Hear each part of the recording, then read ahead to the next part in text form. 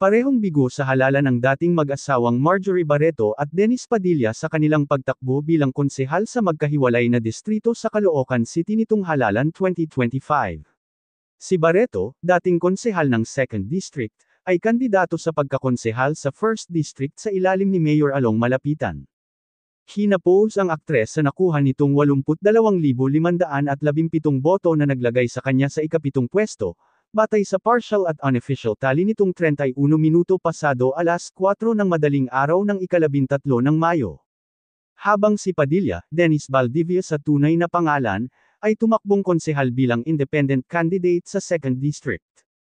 Lumagapak ang aktor sa ika-16 na pwesto at nakakuha lamang ng 7,480 boto, na nagdala sa kanyang pangalawang magkasunod na pagkatalo sa parehong posisyon.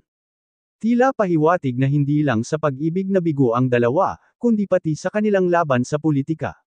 Kamakailan lamang, muling naging laman ng balita ang alitan nina Marjorie at Dennis dahil sa mga pahayag ni Dennis ukol sa kasal ng kanilang anak na si Claudia.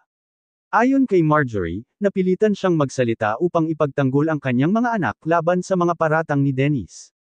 Mariin niyang pinabulaanan ang alegasyon na siya ang humahadlang sa muling paglalapit ni Dennis sa kanilang mga anak. Dagdag pa rito, inilahad ni Marjorie na siya ay nakaranas ng pisikal na pananakit mula kay Dennis noong kanilang pagsasama, na nagdulot ng seryosong pinsala sa kanyang tenga at kinakailangang sumailalim sa operasyon.